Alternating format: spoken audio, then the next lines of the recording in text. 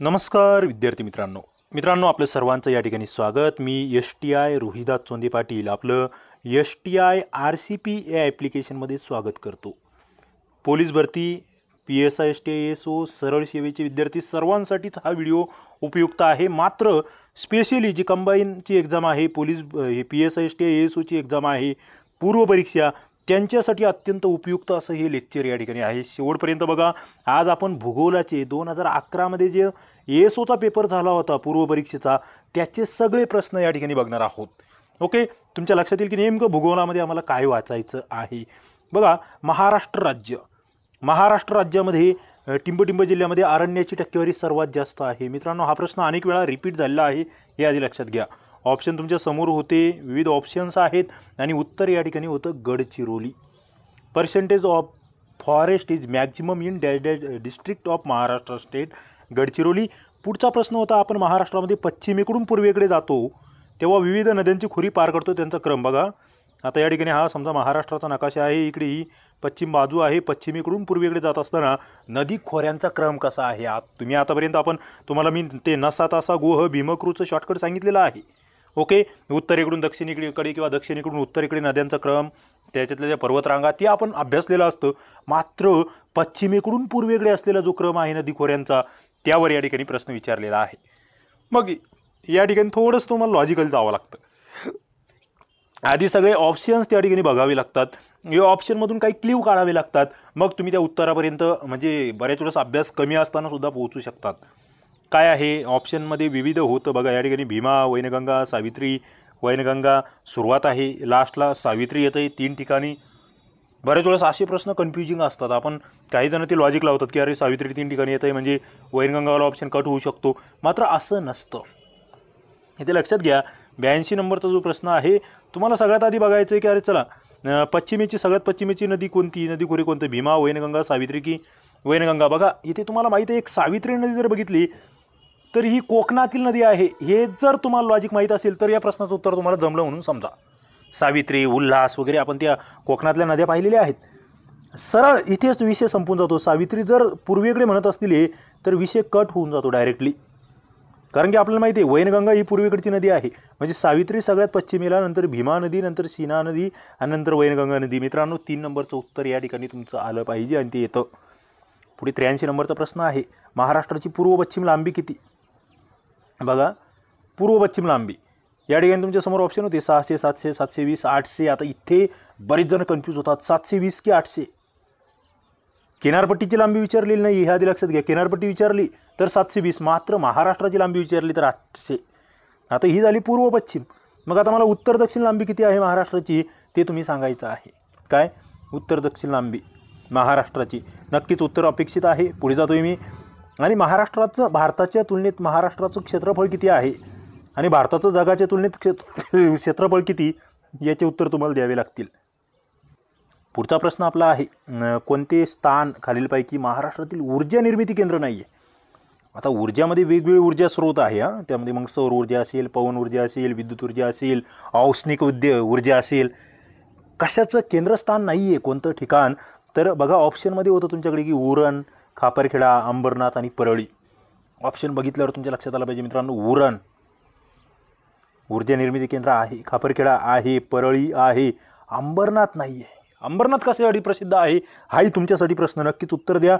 उरण कोणत्या जिल्ह्यात आहे, खापरखेडा कोणत्या जिल्ह्यात आहे आणि परळी कोणत्या जिल्ह्यात आहे, तिन्ही माहीत असले पाहिजे। आपापल्या जिल्ह्यात असेल तर मात्र तुम्हाला कमेंट करायचीच आहे। पुढे टिंबटिंब ही वर्धा नदीची उपनदी आहे। वर्धा अत्यंत महत्त्वाची नदी, हिची उपनदी तुम्हाला मी नदी प्रणाली खूप चांगलं शिकवलेलं आहे। आपल्या STI RCP ॲप्लिकेशनला ज्या विद्यार्थ्यांनी कंबाईनच्या कोर्सला ॲडमिशन घेतलेलं आहे त्यांना याच्यावर लेक्चर आपण डीपमध्ये घेतलेले आहेत। तुम्ही नवीन असाल तर काही डेमो लेक्चरसुद्धा तुम्हाला आपल्या STI RCP ॲप्लिकेशनवर भेटेल नदी प्रणालीवरील, ते तुम्ही एकदा बघा, तुम्हाला लक्षात येईल की नदी प्रणाली कशा पद्धतीने केली पाहिजे। आपण ते नकाशामधून शिकवलेलं आहे तुम्हाला। यूट्यूबलाही काही लेक्चर्स त्यावर उपलब्ध आहे आपल्या चॅनलला, तुम्ही ते बघू शकतात भूगोलाच्या लेक्चर सिरीजमध्ये। ओके, तर वर्धा नदीची उपनदी कोणती, ऑप्शन तुमच्या समोर होते। ऑप्शन पाहिल्यावर तुमच्या लक्षात आलं पाहिजे की पैनगंगा ही वर्धेची उपनदी आहे, भीमाधार ही मुख्य नदी आहे, पंचगंगा ही मुख्य नदी आहे, येरळा वेगळ्या नदीची उपनदी आहे, कोणत्या नदीची ते तुम्हाला सांगता आलं पाहिजे. पुढे पर्जन्यछायेचा जो प्रदेश आहे त्याच्यामध्ये टिंबटिंबचे स्थान आहे. बघा महत्त्वाचं आहे, पर्जन्यछायेच्या प्रदेशामध्ये किती मिमी किंवा किती सेमी पाऊस पडतो हा एक प्रश्न आपण याच्या आधीच्या प्रश्नपत्रिकेमध्ये डिस्कस केला आहे. बरोबर. काय पर्जन्यछायेचा प्रदेश महाड, आपण ते जी केचं रॅपिड रिव्हिजन आहे ना त्यामध्ये हा डिस्कस केला आहे प्रश्न. जी के रॅपिड फायर आपण जे घेतोय त्यामध्ये पर्जन्यछायेचा प्रदेश काय महाड, वाई, महाबळेश्वर की नाशिक. गाजलेलं ठिकाण म्हणजे पाठच असावं असं ठिकाण ते म्हणजे वाई. पुढे खालीलपैकी भाताची कोणती जात संकरित नाही. इंटरेस्टिंग प्रश्न आहे, थोडासा वेगळा आहे, कृषीशी निगडीत आहे. आपण कृषीवरचे काही लेक्चर्स या ठिकाणी टाकलेले आहेत. मात्र कंबाईन प्रीला विचारलेला प्रश्न, PSI STS पूर्वला विचारलेला प्रश्न, थोडंसं कृषी आधारित भूगोल जे आहे, कृषी भूगोल आपण ज्याला म्हणतो ते तुम्हाला वाचावं लागेल. ते यावरून लक्षात येतं आहे. कोणती संकरित जात नाही आहे. 87चे जर ऑप्शन्स बघितले तर इंद्रायणी, जया, हंसा आणि हिरामोती. या ठिकाणी हिरामोती हे उत्तर दिलं होतं. ही त्या ठिकाणी संकरित जात नाही हे तुम्हाला माहीत असलं पाहिजे. म्हणजे इंद्रायणी आहे, जया आहे, हंसा आहे. त्यानंतर महाराष्ट्राच्या पठारी विभागामध्ये टिंबटिंब मृदा ही मोठ्या प्रमाणात विखुरलेली आहे. महाराष्ट्र पठार, बस विषय संपला. मग इथे मला वाटतं डोकं लावायची गरजच नाही. काळी तांबडी, गाळाची जांभी, काळी मृदा. मग आपण जांभी मृदा महाराष्ट्रात नेमकी कोणत्या ठिकाणी आहे हाही प्रश्न तयार होतो, उत्तर द्यायचं आहे. गाळाची मृदा नेमकी कोणत्या भागामध्ये असते हाही प्रश्न तयार होतो. एक सुपीक मृदा म्हणून आपण त्याच्याकडे बघतो. पुढे टिंबटिंब या सरोवराची निर्मिती उल्कापातातून झाली. मित्रांनो हा प्रश्न इतक्या वेळेस आलेला आहे की याला म्हणजे काही मर्यादाच नाही. कोणतं सरोवर आहे ते? चिल्का, लोणार, सांबर की पुलिकत. उत्तर आहे लोणार सरोवर. जिल्हा कोणता मला सांगा. बरं चला, हे उत्तर सापडलं आहे तुम्हाला. मात्र चिल्का सरोवर कोणत्या राज्यात आहे, सांबर कोणत्या राज्यात आहे आणि पुलिकत कोणत्या राज्यात आहे, याच्यातले खाऱ्या पाण्याचे कोणते आणि गोड्या पाण्याचे कोणते हेही तुम्हाला माहीत असलं पाहिजे. पुढे माथेरान हे टिंबटिंब वस्तीचे उदाहरण आहे. बघा वस्ती, याला आपण मानवी भूगोल असं म्हणतो. शिकवलेलं आहे मी मानवी भूगोल. वस्तीचे प्रकारही शिकवलेले आहेत. जे आपले कोर्सचे विद्यार्थी आहेत त्यांना नक्कीच या सगळ्या बाबींचा फायदा होतो आहे. माथेरान कोणत्या वस्तीचे उदाहरण आहे? रेशी वस्ती, जुळी वस्ती, गोलाकार की डोंगरमाथा. आता माथेरान म्हटलं की तुम्हाला थंड हवेचं ठिकाण आठवतं आणि थंड हवेचं ठिकाण म्हटलं की ते कुठे असणार आहे? डोंगर माथ्यावर. मला वाटतं अभ्यासाची गरजच नव्हती. काय हिल टॉप असं म्हटलं गेलं आहे. पुढे महाराष्ट्रातील टिंबटिंब येथे सर्वात जास्त पाऊस पडतो. चिखलदरा, तोरणमाळ, आंबोली की गडचिरोली. उत्तर मला वाटतं पाठच असेल बहुतेक जणांचं, आंबोलीला. मात्र आंबोली कोणत्या जिल्ह्यात आहे? आंबोलीचा जिल्हा सांगा. आणि दुसरा प्रश्न माझा तुमच्यासाठी आहे, भारतातील सर्वाधिक पर्जन्यमानाचं ठिकाण सांगा मला.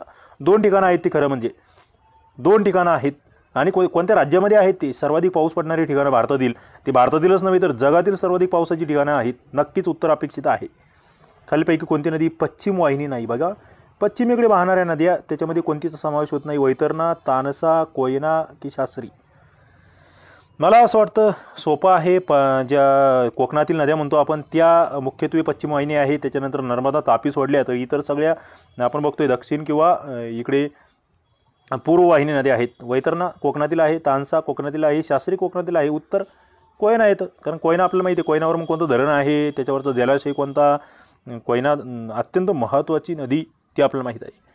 पुढे टिंबटिंब किलोमीटर लांबीची भूसीमा भारताला लाभलेली आहे. बघा हा भारत देश म्हणजे तुम्हाला महाराष्ट्रावरही प्रश्न येत आहेत, भारतावरही प्रश्न येत आहेत, ते लक्षात असले पाहिजे. भारताला किती किमीची सीमा लाभलेली आहे? भूसीमा म्हटलं याच्यात मग जलसीमाही येतं, बऱ्याच गोष्टी येतात. 93 नंबरचा प्रश्न, 15,200 किमीची भूसीमा लाभलेली आहे. भारताला मग जलसीमा किती लाभली आहे? भारताला समुद्रकिनारा किती लाभलेला आहे? याचं उत्तर तुम्हाला कमेंट बॉक्समध्ये द्यायचं आहे. भारतात शेजारी असलेले एकूण देश किती? याचंही उत्तर तुम्हाला देता येऊ शकतं. टिंबटिंब हा भारतातील प्राचीन घडीचा पर्वत आहे. भारतातील प्राचीन घडीचा पर्वत म्हटलेला आहे. याला ओल्डेस्ट फोल्ड माउंटन असं म्हटलं जातं. अरवली, सह्याद्री, विंध्य, निलगिरी. प्रश्न महत्त्वाचा आहे, उत्तर त्याचं आहे अरवली पर्वत. घडीचे पर्वत म्हणतो आपण. मग सह्याद्री कोणता पर्वत म्हणून ओळखला जातो? विंध्य कोणता पर्वत म्हणून ओळखला जातो? निलगिरी डोंगर रांगा नेमकं कोणत्या राज्यात पसरलेले आहेत? प्रश्न महत्त्वाचे आहे. खालीपैकी कोणती संज्ञा गाळाच्या जमिनीशी संबंधित नाही आहे? गाळाच्या संज्ञा याच्यावर मी तुम्हाला भांखा नावाचं एक शॉर्टकट सांगितलेलं आहे. बरोबर, मला वाटतं याच्यावरून तुमच्या लक्षात येऊन जाईल. त्याचा तो क्रमही तुम्हाला माहीत असला पाहिजे. खादर, भांगर, बाबर आणि रेगूर.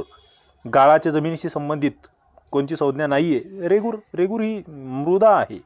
ओके, खादर आपण बघतोय, भांगर आपण बघतोय, बाबर आपण बघतोय आणि एक याच्यानंतरची शेवटची होती तराई.